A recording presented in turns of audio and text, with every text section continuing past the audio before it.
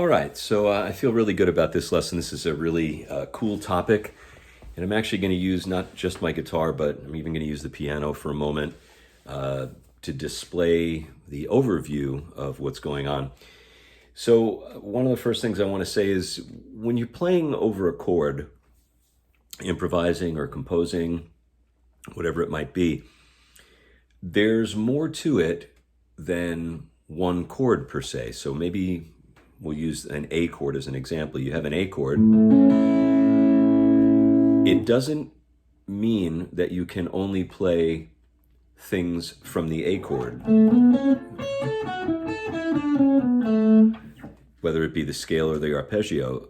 There's actually a duality to every type of chord. So for the piano example, I'm going to use a C chord and a D chord played together, just to let you hear what that polyphonic sound can kind of create.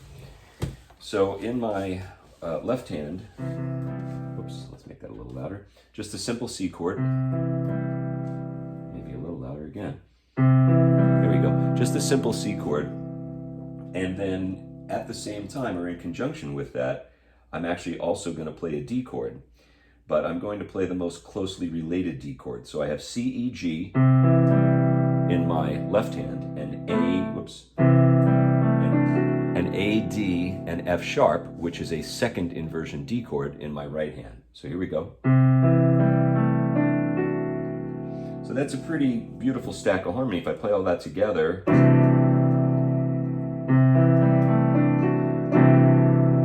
really nice. Okay, so that's the kind of the overview or the concept that we'll talk about in this video. We'll use a different chord or different chords, but that's what we're going for here. So taking this back down to what I would call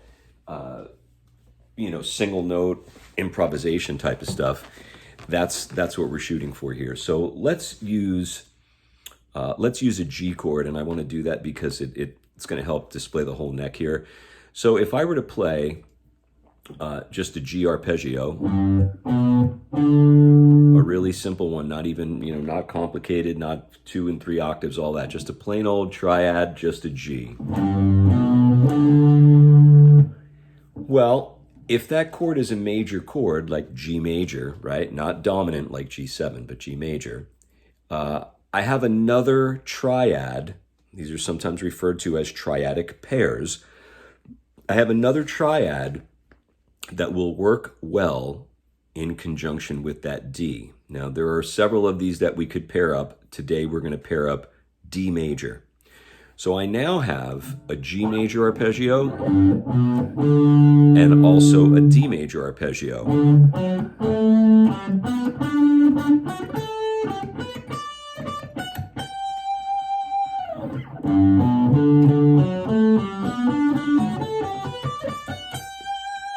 So let me do that slowly. Here's your G. Then we'll go from our first finger again and play the same shape. So G, D, right underneath it the octave of this G, and then up here for the D major, right here for the G major, and then right here for the D major. Well, we're just going to resolve it to G to end it. We could have went, but we'll keep it simple.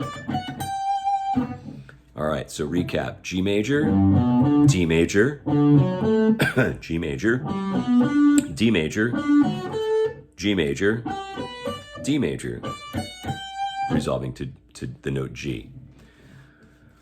Okay, so that's pretty good, but we can definitely make that a lot better just by doing a really simple thing, and that is we're going to take an approach note before each arpeggio, before each grouping. So for the G, instead of starting right on the G and playing G, B, D, I'm going to approach the G note from a half step below. That is F sharp. So now I have this.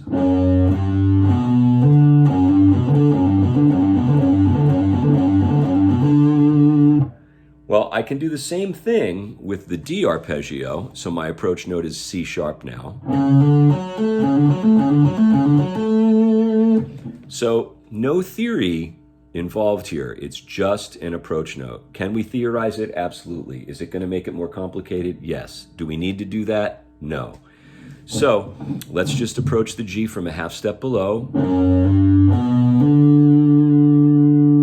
and the D from a half step below, the G yet again, the D yet again, the G, and the D. And again, it's part of the D, and we resolve it to the note G. Let me not talk over top of that and string that together slowly.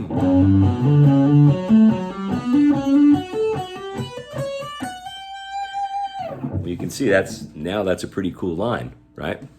You have a nice piece of musical information that has some melody and has a little, chromaticism, meaning we're the approach note type thing in there as well.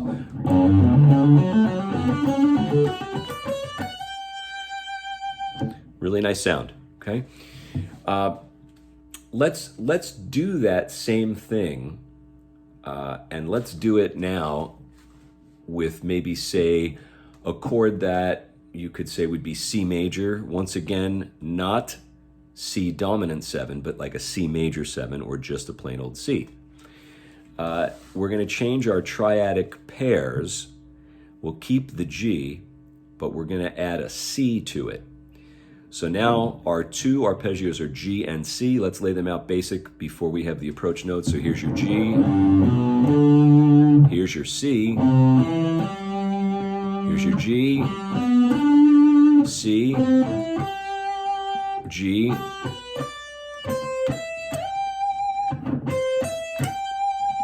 and your final C. Well, if we add the same thing to it and we go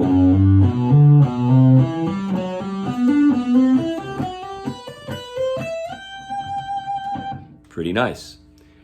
So that's what triadic pairs are, and once again, there's a lot of different combinations. There'll be a follow-up lesson to this as well, which kind of digs a little bit deeper and explores some other possibilities of triadic pairs.